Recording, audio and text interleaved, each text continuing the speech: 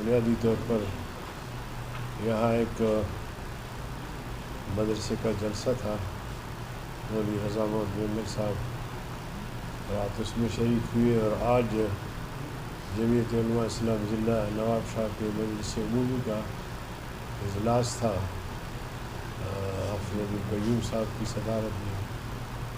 مولانا سید قیوم صاحب بھی تشریف لائے تھے، تو ہماری آمد کا بنیادی مقصد یہ تھا۔ ان میں بالخصوص مدارس اسلامیہ کی بات تھی۔ قومی اسمبلی سے عمل درآمد نہیں ہو رہا، تو ہم نے سوچا کہ حکمران اگر ہماری اس بات کو سمجھ سکے کہ ہم اسلام آباد کی طرف آ رہے ہیں، تو ان مطالبات پہ توجہ دے، ان مطالبات کو مانے، ان پر عمل درآمد کرے۔ آج بھی مدارس کے محتمل دورہ ہوا ہے آرمی چیف کا امریکہ کا، تو امریکہ سے بڑے وعدے کر کے آئے ہیں۔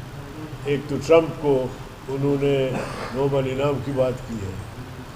اب ٹرمپ کے دونوں ہاتھ جو ہے فلسطینیوں کے، غزہ کے مسلمانوں کے خون سے رنگین ہیں۔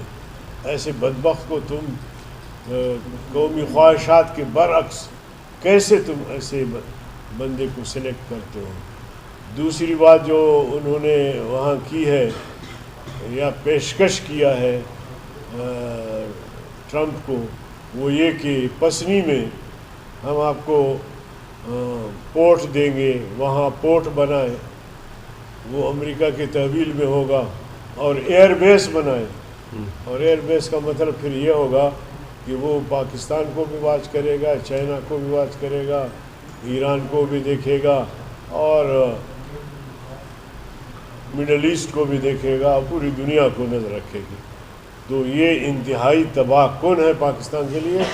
اس لیے ہم سمجھتے ہیں کہ حکمران ہوش کے ناخن لیں اور اس طرح کی حرکت نہ کریں، ورنہ پورے ملک میں ایک بہت بڑی تحریک چلے گی جو ہم مجبور ہوں گے کہ پھر ان کو گھر بھیج دیں۔